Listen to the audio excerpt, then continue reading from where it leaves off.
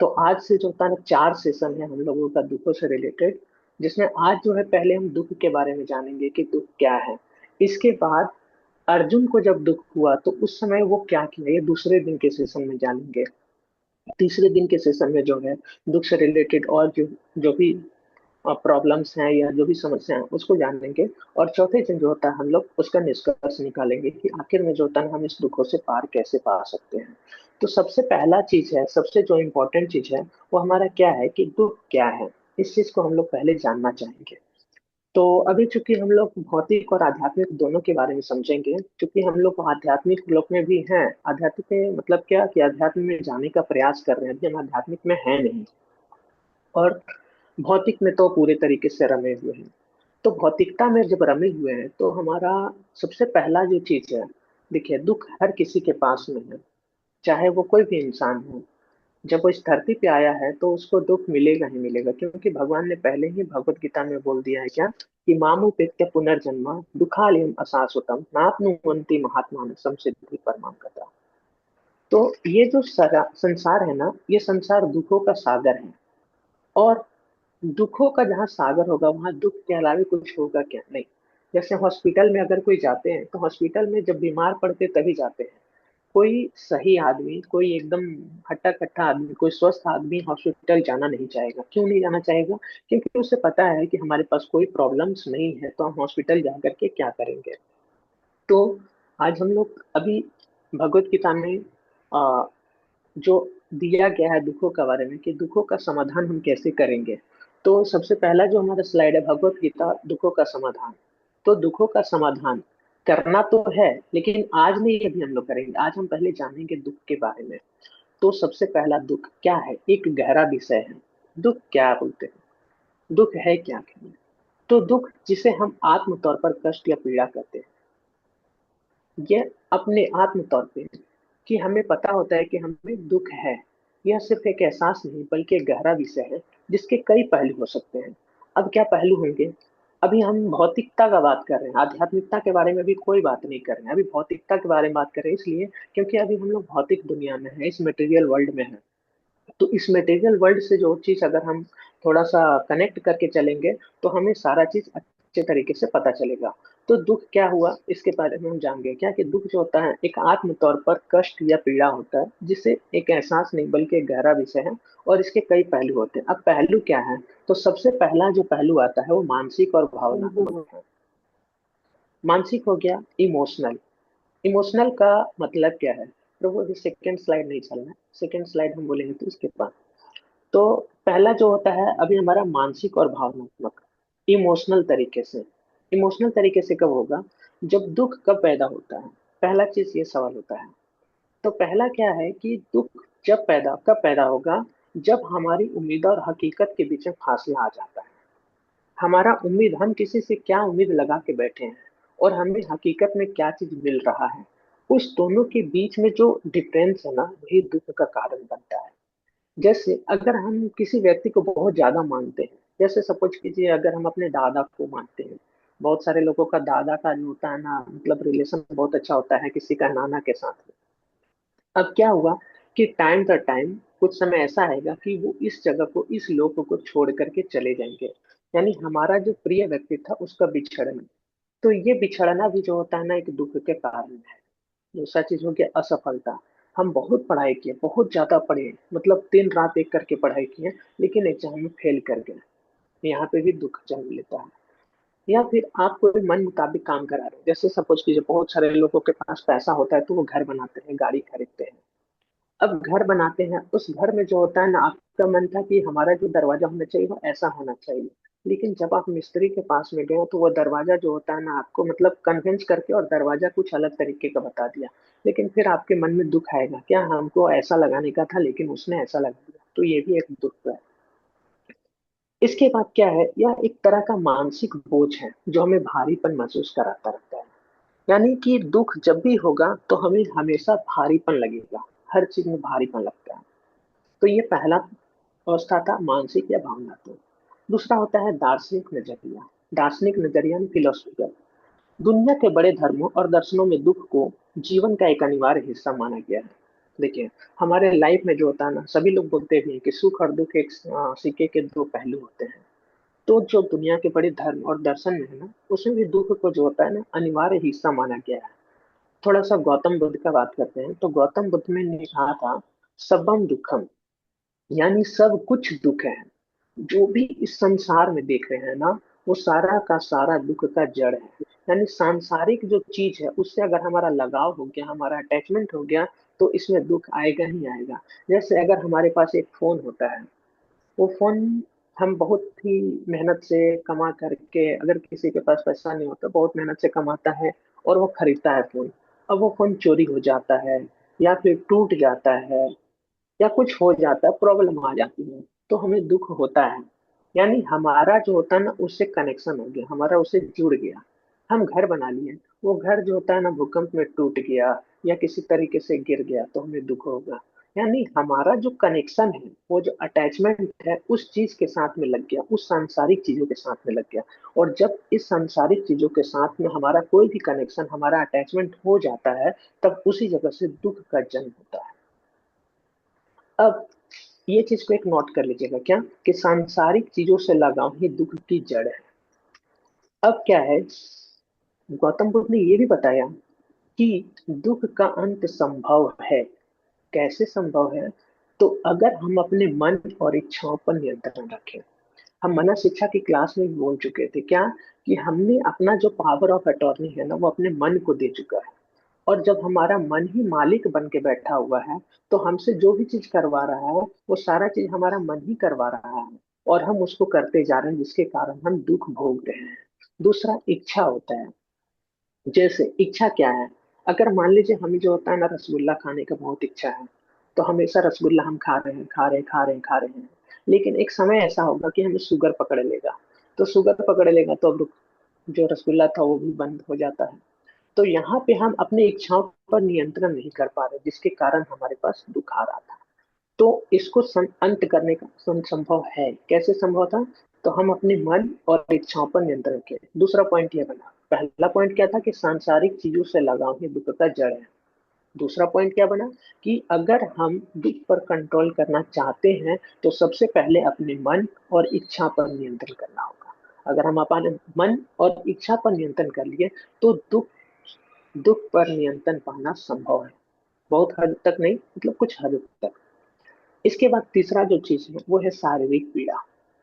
शारीरिक पीड़ा क्या है? या दुख का सबसे सरल रूप है, और सभी को होता है। जैसे हमारा कट जाता है, कहीं पैर में चोट लग जाता है, या कुछ भी हो जाता है, या बीमारी हो जाता है, तो हमें संकेत देता है कि हमारे शरीर को ध्यान और उपचार की जरूरत है। जहाँ पे शारीरिक पीड़ा होती है, तो वहां पे हमारा शरीर हमें बोलता है कि अब इसको ध्यान दो, या इसका उपचार करो।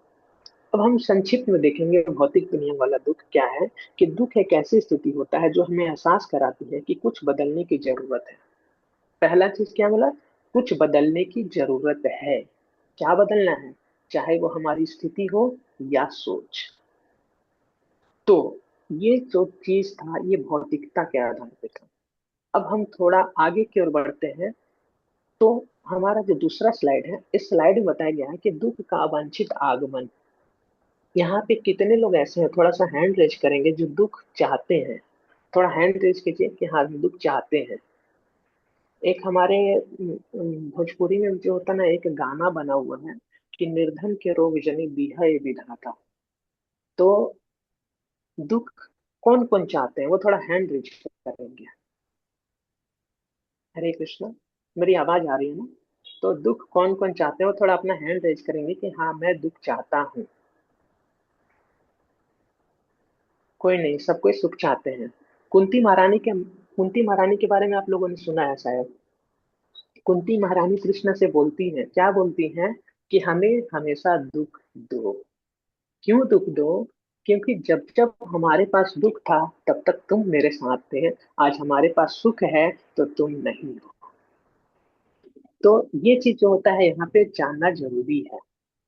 तो हम, मतलब यहाँ पे अभी कोई हैंड रेज नहीं किए, इसका मतलब है कि कोई भी दुख नहीं चाहता है, सभी लोग सुख ही चाहते हैं।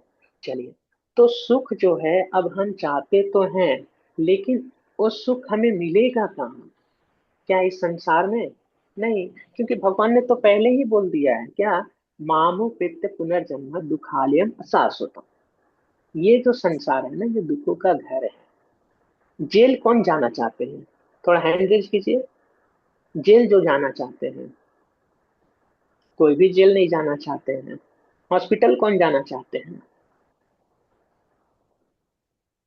कोई भी नहीं जाना चाहते हैं।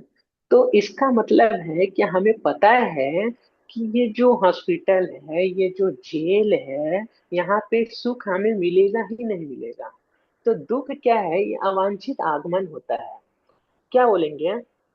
यदि आप दुखों से व्याकुल हैं तो चिंता न करें, भगवत गीता में आपके सभी दुखों का समाधान है।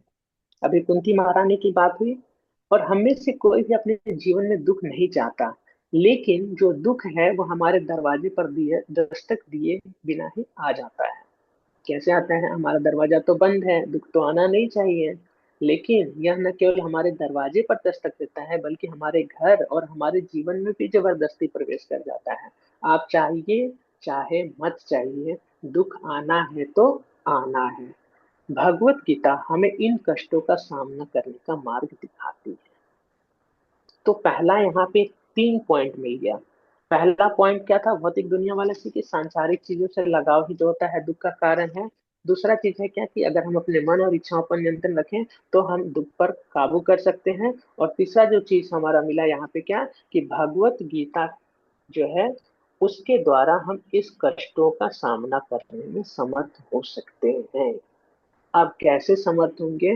भगवत गीता कैसे हमारे दुखों को कंट्रोल करेगी? तो ये हम चौथे दिन पढ़ेंगे, यानी मंडे को। आज हम आगे की ओर पढ़ते हैं। दूसरा स्लाइड पढ़ेंगे प्रभु। चलिए, खुशी की सार्वभौमिक तलाश। खुशी हर किसी को चाहिए। चाहते हैं कि हम दिन भर खुश रहें, मतलब हमारे पास दुख नाम का कोई चीज नहीं। बोलेंगे कौन कौन सुख चाहता है? तो देखिए, रिक्शा चालक से लेकर आसमान में ऊंचा उड़ान भरने वाले पायलट तक। पहला, रिक्शा चालक जो रिक्शा चलाता है, वो चाहता है क्या है कि आज हमारे को इतना आमदनी हो जाए कि आज हमारा भरपेट भोजन हो सके और उसमें मस्ती कर सके। आज कमाया, खत्म कर दिया, फिर दूसरे दिन फिर वही चीज सोचेगा क्या कि जैसा कल था वैसा ही दिन आ गया। तो सब दिन बराबर नहीं होता है। दूसरा, आसमान में जो उड़ान भरने वाला पायलट होता है, उसके पास पैसा तो है, लेकिन उसके पास हजार टेंशन है। क्या टेंशन है? कि जो पैसेंजर चढ़े हुए हैं वो उसको सही सलामत जो होता है उसके मंजिल तक पहुंचा देना है। तीसरा, सरकारी कर्मचारी से लेकर सरकार के प्रमुख तक, सड़क पर भीख मांगने वाले से लेकर व्यवसायी तक, पालने में लेटा बच्चा जिसको भी कुछ नहीं पता है उसको भी खुशी चाहिए, और बूढ़ा व्यक्ति, सभी निरंतर खुशी की तलाश में रहते हैं। अब ये खुशी मिलेगी कहाँ? सब तो खुशी खोज रहे हैं, लेकिन ये खुशी है कहाँ? ये संसार तो दुखालय में शाश्वतम है। तो आखिर में हम खुशी कहाँ मिलेगा? किसी के पास है कोई जवाब? कोई बता सकते हैं कि आखिर में हमें ये खुशी कहाँ मिलेगी? हरे कृष्णा। हरे कृष्णा प्रभु जी। धन्यवाद, प्रणाम। हरे कृष्णा। दंडवत प्रणाम माता जी। हाँ, हमें खुशी सिर्फ भगवान के साथ ही मिल सकती है और अदरवाइज कहीं खुशी नहीं है। माता भगवान के माता जी, सिवाय हमें ये अभी हमें कहीं खुशी मंडे नहीं को मिल नोट सकती। देखना है। कहीं खुशी नहीं मिल सकती। क्यों? क्योंकि ये दुखों का घर है ना? अभी हमने आपसे पूछा था कि कौन हॉस्पिटल जाना चाहते हैं, कौन जेल जाना चाहते हैं? कोई नहीं जाना चाहते हैं, लेकिन हम इस जेल में ही हैं। ये जो भौतिक संसार है, ये जेल की तरह ही है। उधर वो मूलम अधर साथम। प्रभु प्लीज म्यूट प्रभु करवा दुख, दीजिए। हरे कृष्ण प्रभु जी। दुख तो हमें हरे बिना बुलाए आ ही रहे हैं। वो हमारे पीछे जन्मों का वो प्रारब्ध है, वो तो मिलने मिलने हमें। यस, यस माता जी। माता जी आप म्यूट कर लेंगे थोड़ा, पीछे से बैकग्राउंड आता है। हरे कृष्ण। तो यहाँ पे हर कोई सोचता है खुशी की तलाश में है, लेकिन ये खुशी मिलेगी कहाँ कि ये हमें पता नहीं है। अब एक और चीज आके जो होता है ना, स्लाइड में दिया गया है कि दुख एक कभी न मिटने वाला साया। नेक्स्ट स्लाइड प्रभु। अब देखेंगे क्या कि खुशी के प्रति हमारे जुनून के बावजूद दुख एक परछाई की तरह लगातार हमारा पीछा करते रहती है। हम खुशी खोजना चाहते हैं और हमारे पीछे दुख आते जा रहे आ रहा है। और दुख शारीरिक हो या मानसिक, दोनों हो सकता है। और यह अपनी मर्जी से प्रकट या गायब होने में माहिर है। अभी थोड़ा देर के लिए अगर दुख हटा तो हमें सुख का एहसास होता है और हम बोलते हैं अरे वाह बहुत खुशी है। लेकिन फिर जैसे ही वो थोड़ा सा ऐसे करवट लिया, फिर से दुख आ गया, फिर से वही परेशानी, फिर से वही प्रॉब्लम। तो ये जो चीज है ना, जो दुख है, ये अपनी मर्जी से हमारे सामने प्रकट भी हो जाएगा और गायब भी होता है। बस यही दो चीज है। इधर दुख मान के चलते हैं, इधर सुख मान के चल रहे हैं। ये अभी दिख रहा है दुख, ये जैसे थोड़ा सा ऐसा पलटा, सुख आ रहा है, सुख आ रहा है, सुख आ रहा है, और ये सुख आ गया। फिर इसके बाद फिर से ये पलटना स्टार्ट हुआ और फिर से वही जगह पे हम लोग आ गए। तो ये जो दुख है ये कभी नहीं मिटने वाला साया है। मतलब जन्म जन्मांतर तक जितनी भी चीज हो, वो सब में दुख आना ही आना है। अब अगला स्लाइड से हमको क्लियर क्या होगा कि चतुर्विध दुख, जो वैदिक दृष्टिकोण में चतुर्विध दुख क्या है। चतुर्विध दुख मतलब क्या है? ये जो संसार बना हुआ है, जो भौतिक संसार है, इस संसार में चार प्रकार के व्याधियां हैं। क्या क्या चीज है? जरा है, जन्म है, मृत्यु है और व्याधि है। जरा यानी बुढ़ापा, कोई भी बूढ़ा नहीं होना चाहता है। इसके बाद मृत्यु, कोई भी नहीं चाहता है कि हमारे हमारा मृत्यु हो जाए। हम यहाँ पे बहुत खुशी से हैं, बहुत ऐशो आराम से हैं। इसके बाद व्याधि, रोग, और जन्म, जन्म लेते हैं उस समय भी हमें कष्ट सहने पड़ते हैं, दुखों का, दुखों को सह करके ही आना पड़ता है संसार में। बोलते हैं 9 महीने जब माता के गर्भ में होते हैं तो वहाँ पे कितने प्रकार का कैसा मल विष्ठा ये सब होता है, उसमें हम पड़े रहते हैं। और भगवान से हमेशा प्रार्थना करते हैं कि मुझे इस नरक से बाहर निकालो, मुझे इस नरक से बाहर निकालो। और जब भगवान निकालते हैं, मतलब भगवान को निकालने से पहले बोलते हैं कि अगर हमें आप इस नरक से निकाल दिए तो मैं आपका सेवा करूंगा, मैं आपको अपना जीवन दे दूंगा। लेकिन जैसे ही जो होता है ना, हम उस नर्क से बाहर आते हैं तो हम भूल जाते हैं कि हम अपने भगवान के साथ में क्या चीज किए, क्या हम उनके साथ में अम, उनको हम क्या बोल करके आए। फिर इस जगह पे जैसे ही आते हैं तो फिर से वही चीज में जो होता है ना, भोग विलास में पड़ जाते हैं। और फिर उसके बाद बोलते हैं क्या कि भक्ति, भक्ति तो बुढ़ापे का काम है। बोलते हैं ना कि मुंह में दांत नहीं और पेट में आंत नहीं, उस समय जब भक्ति करेंगे। तो भक्ति जो होता है कब स्टार्ट करना है? प्रभुपाद बोलते थे कि शुरू में ही लग जाओ, 5 साल हो लग जाओ भक्ति में। क्यों? क्योंकि अगर तुम्हें दुखों से छुटकारा पाना है तो यही एक मात्र उपाय है। अदरवाइज कोई भी उपाय नहीं है, चाहे तुम्हारे पास कितना भी पैसा हो। रिलायंस, अंबानी, अंबानी का नाम सुने होंगे सभी लोग। तो अंबानी, उसके पास पैसे का कोई कमी है क्या? नहीं है। उसको भी दुख होगा, चाहे किसी प्रकार का दुख हो। जैसे अनंत अंबानी, उसको मोटापा का दुख होगा कि हम मोटा क्यों हैं, हम पतले क्यों नहीं हो जाते हैं। तो ये भी एक दुख है। तो ये जो वैदिक ग्रंथ में जरा जन्म मृत्यु व्याधि जैसे 4 प्रकार के दुखों का वर्णन है, सृष्टि की उत्पत्ति से लेकर आज तक। सोचिए, सृष्टि का उत्पत्ति कब हुआ और उससे लेकर के आज तक मनुष्य और अन्य प्राणियों सहित ऐसा कोई भी प्राणी नहीं है जो इनसे अछूता रहा हो। किससे? जरा जन्म मृत्यु और व्याधि। भला इस संसार में कौन रोगग्रस्त होना चाहता, वृद्ध होना और अंततः मरना चाहेगा? परंतु यह सब हमके हमारे साथ होता है। तो यहाँ पे जितने भी लोग हैं, 10 डिवोटीज हैं, 10 डिवोटी में कोई ऐसा बता सकते हैं कि कोई हम रोगी मतलब होना चाहेंगे, हमें रोग दे दो भगवान, हमको बूढ़ा कर दो और अंत में हमको मार दो, ये होना चाहेगा कोई भी? हरे कृष्णा, मेरी आवाज आ रही है?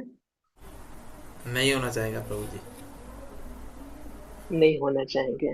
तो हम लोग नहीं होना चाहेंगे, कोई भी नहीं, हम भी नहीं होना चाहेंगे कि हम बूढ़े हो जाएं। हम जैसे हैं उसी तरह रहना चाहेंगे। लेकिन ये काल का जो चक्र है, इस टाइम में हमें जो होता है ना, जो जरा है, व्याधि है और मृत्यु है, ये तीनों चीज आएगी ही आएगी। जन्म तो हो चुका, लेकिन अब हमें ऐसा कुछ करना है कि अब दोबारा हमें जन्म लेना ना पड़े।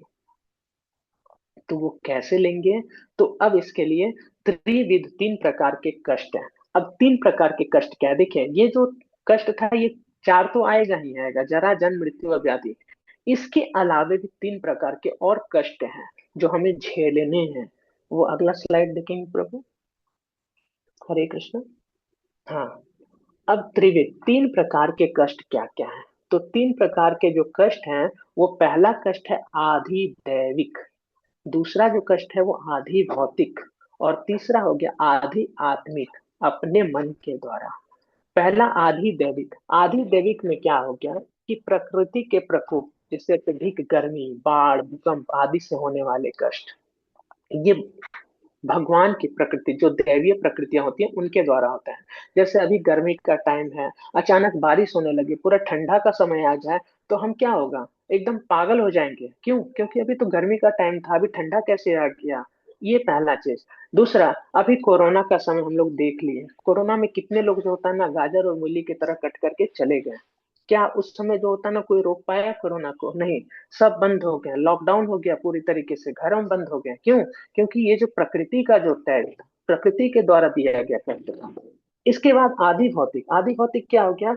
अन्य प्राणियों, जैसे मच्छर हैं, वायरस हैं, और प्रिय जानों द्वारा दिए जाने वाले कष्ट, ये सब आदि भौतिक होते हैं जो हमारे शरीर में बढ़ता है। और तीसरा होता है कि आदि भौतिक, आधे आत्मिक। आधी आत्मिक में क्या है? अपने ही शरीर और मन के कारण होने वाले दुख, जैसे चिंता, बोलते हैं चिंता, सभी को चिंता है। इसके बाद अवसाद, डिप्रेशन, डिप्रेशन का शिकार सबको ही हो रहे हैं। और भय, सभी को डर लगता है।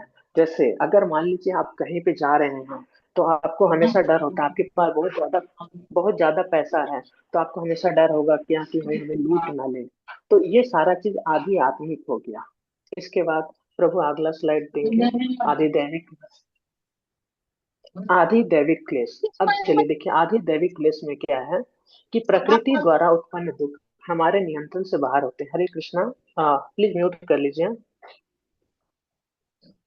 आदि दैविक क्लेश। आदि दैविक क्लेश क्या है कि प्रकृति द्वारा उत्पन्न दुख हमारे जो नियंत्रण से बाहर होते हैं, मतलब हमारा उस पर कोई कंट्रोल नहीं है। अत्यधिक गर्मी या ठंड, बाढ़ या अकाल, भूकंप, सुनामी आदि हमारे जीवन को अस्त व्यस्त कर देते हैं।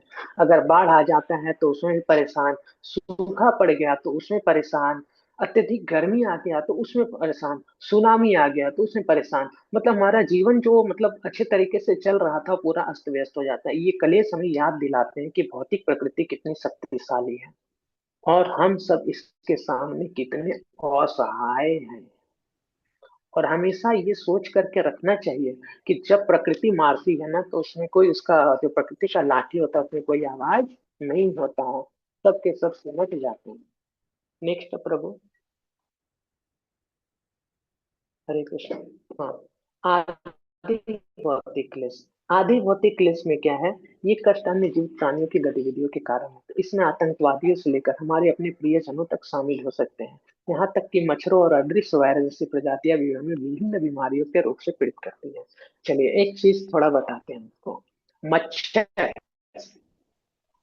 है ना, मच्छर सभी लोग देखे हैं। हरे कृष्णा। जो तो मच्छर देखे वो थोड़ा हैंड रेज करेंगे, बोलना नहीं, केवल हैंड रेज करेंगे कि हाँ प्रभु हमने मच्छर देखा है। लगता है मच्छर कोई नहीं देखे आज तक। मच्छर देखे हैं सब कोई, मतलब क्या धीरे प्रभु धीरे हाथ उठ रहा मैं है। क्या देखे यानी हैं? मच्छर देखे हैं। हमसे कितना छोटा, हमसे कितना छोटा, हमसे कितना छोटा होता है, इतना छोटा ना। लेकिन उसी में जो होता है ना, एक मच्छर होता है जो मादा एनोफिलीज मच्छर बोलते हैं, या डेंगू का जो मच्छर होता है, ठीक है, वो काटता है और हम बीमार हो जाते हैं। तो सोचिए, वो इतना छोटा चीज में कितना पावर दिया हुआ है कि वो हमें काट दिया और हम बीमार हो गए, और हम कुछ नहीं कर पा रहे हैं। ऐसा तो नहीं, हमारे शरीर में तो होना चाहिए कि इतना छोटा चीज है, वो तो खुद वो खुद जो होता है ना अपने खत्म हो जाएगा। नहीं, हम भी जाकर के डॉक्टर के पास जाते हैं तो बोलता है मलेरिया हो गया, आपको डेंगू हो गया। आप चेक नहीं करवा रहे हैं तो कुछ दिन बाद फिर आप सीधा हरे कृष्णा हरे राम, है ना। तो ये चीज, तो ये सब जो है हमारा क्या है, त्रिविध ताप में आते हैं, जो आदि भौतिक हो गया। और इसके बाद जो तीसरा जो कष्ट है वो है आदि आत्मिक। अब आदि आत्मिक क्लेश में क्या आता है? हरे कृष्णा प्रभु, नेक्स्ट का। हाँ। आधि आत्मिक क्लेश में आंतरिक अशांति, हमारे शरीर के अंदर में बहुत सारी अशांतियां हैं।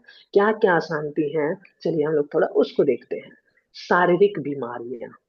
पहला, बीपी बढ़ गया, शुगर बढ़ गया, किडनी फेल हो गया, हार्ट अटैक आ रहा है, चिंता है, टेंशन में है, हर चीज में किसी न किसी प्रकार का टेंशन हो गया।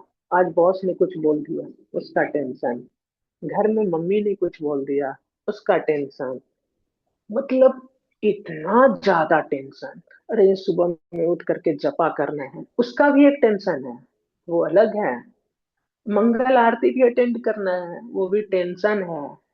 तो ये जो है मन और शरीर का संघर्ष चल रहा है, इसमें डिप्रेस्ड हो रहे हैं, टेंशन आ रहा है, भविष्य का डर भी सता रहा है। डर सता रहा है, क्या डर सता रहा है? अरे हम एग्जाम में जो होता है ना, जान मतलब एग्जाम है मेरा, कल फाइनल है, हम पढ़े नहीं हैं, फेल हो जाएंगे, क्या करेंगे? अब हमारा मन उसको जो होता है ना उधेड़ बुन लग जाता है। अच्छा, प्लानिंग करते हैं, फेल हो जाएंगे तो क्या करना है? फांसी लगाना है, नदी में कूदना है, या आग लगा लेना है? तो ये सारा चीज जो होता है, ये हमारे शरीर में चलता रहता है, चलता रहता है। और ये हमें शांति से जीने नहीं देते हैं। अक्सर हमारा मन ही सबसे बड़ा शत्रु बन जाता है। चंचल ही मन कृष्ण परमार्थी बलवदृढ़, तस्याहम निग्रह मन में वायु रिवसो दुष्करम। यानी ये जो हमारा मन है, यही सबसे बड़ा शत्रु बन जाएगा, जो हमें बिना किसी बाहरी कारण के दुखी करता रहता है। और एकदम मस्त मन जो है, हमें दुखी तो कर दिया, और हमारा जो होता है ना अपना उधेड़ बुन में लग गया, और वो एकदम आराम से बिंदास है, और तब तक दूसरा कोई चीज का सोचेगा कि अब इसको और क्या टेंशन देना है। फिर उसके बाद जो होता है वो चीज में जब वो लग जाएंगे, फिर तीसरा टेंशन देगा। तो अब जो होता है, चूंकि हम लोग मनुष्य हैं, तो अब क्या बनता है? तो मनुष्य होने का एक लाभ यह है। क्या लाभ है? कि हमें बुद्धि का वरदान प्राप्त है। अब बुद्धि का वरदान प्राप्त है, तो क्या करना है? तो हमें यह नहीं पूछना चाहिए कि हमारे तमाम प्रयासों के, एक मिनट सॉरी, एक प्रभु इसके बाद वाला स्लाइड में पैसा वाला है ना? हरे कृष्ण। हाँ, तो अब चलिए, अब जब हम लोग इतने टेंशन देख लिए, इतना जो है डिप्रेशन देख लिए, ये इतने कष्ट देख लिए, जरा देखे, जन्म देखे, मृत्यु देखे, व्याधि देखे, इसके बाद जो होता है 3 प्रकार के कष्ट देख लिए हैं, तो क्या करते हैं अब हम? तो अब हम भौतिक प्रयास सोचते हैं, जिसका 0% सफलता दर होता है। अब सोचते हैं क्या? कि हम सोचते हैं कि बहुत सारा पैसा कमाकर हम दुख को रिश्वत दे सकते हैं और अपनी नियति बदल सकते हैं, लेकिन ये शायद कभी होता है। हम अक्सर असुरक्षित रह जाते हैं और अचानक खुद को अनिश्चित स्थिति में पाते हैं। एक कहानी सुनाते, कथा सुनाते, थोड़ा सा मतलब हंसी वाला टाइप का है, तो अच्छा भी लगेगा आप लोगों को। चलिए, एक जो होता है सेठ जी थे, तो वो सेठ जी का जो है, वो मरने का समय आ गया। तो बहुत धनवान थे सेठ, मतलब इतना ज्यादा पैसे का कोई कमी नहीं है, वो चाहते तो सब चीज खरीद सकते थे। तो जब उनका मरने का समय आया, तो यमराज के दूत उनके पास पहुंचे और बोले कि चलो। तो बोला कहाँ चलो? तो बोला तुम्हारा टाइम आ चुका है नजदीक, मतलब तुम्हारा टाइम हो चुका है जाने का। कहाँ जाना है? हम लोग जाना है। अच्छा, मतलब हमारे जीवन में कोई पुण्य नहीं है क्या? बोला नहीं, तुम्हारे जीवन में पूरा पूरा पाप ही पाप है। तुमने जितना पैसा कमाया सारा पाप से कमाया, तो कल तुमको चलना होगा। तो बोला अच्छा ठीक है, चलते चलते जब हम पाप ही कमा लिए हैं, तो एक पुण्य का काम कर देते हैं। थोड़ा सा बैठो, हम कुछ तुम्हारे लिए बना बना करके लाते हैं, थोड़ा उसका पूरा हाव भगत करते हैं।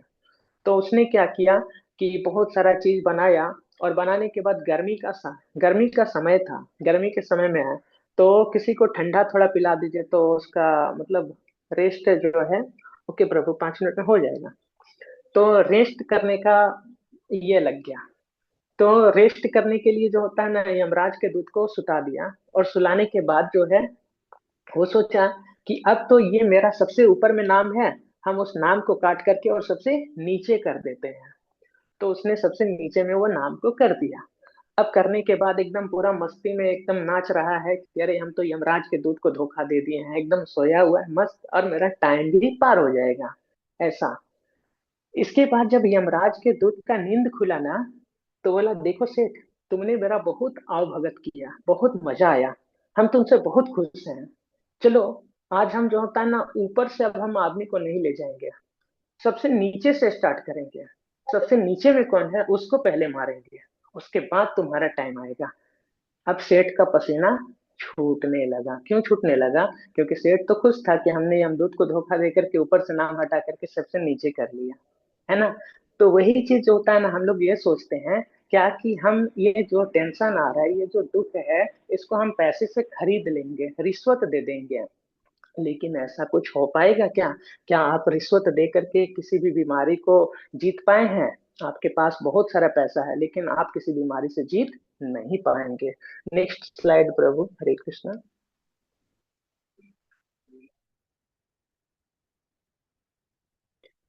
तो अब जो है यहाँ पे हम लोग क्या है कि मनुष्य होने का एक लाभ है कि हमें बुद्धि का वरदान प्राप्त है। और बुद्धिमान प्राणी होने के नाते हमें यह नहीं पूछना चाहिए कि हमारे तमाम प्रयासों और उपायों के बावजूद हम दुख और शोक की प्रबल पकड़ से खुद को क्यों मुक्त नहीं कर पा रहे हैं। ये सोचिएगा, सोचने के बाद कल हमें बताइएगा। इसके बाद क्या हमारे द्वारा उठाए गए एहतियाती उपाय पर्याप्त नहीं है, या फिर से ये उपाय ही गलत है जिसके कारण परिणाम हमेशा अप्रभावकारी होते हैं। तो शास्त्र जीवन की निर्देशिका, इसको हम लोग कल पढ़ेंगे। ठीक है। आप सभी लोगों का क्लास में जुड़ने के लिए बहुत बहुत धन्यवाद।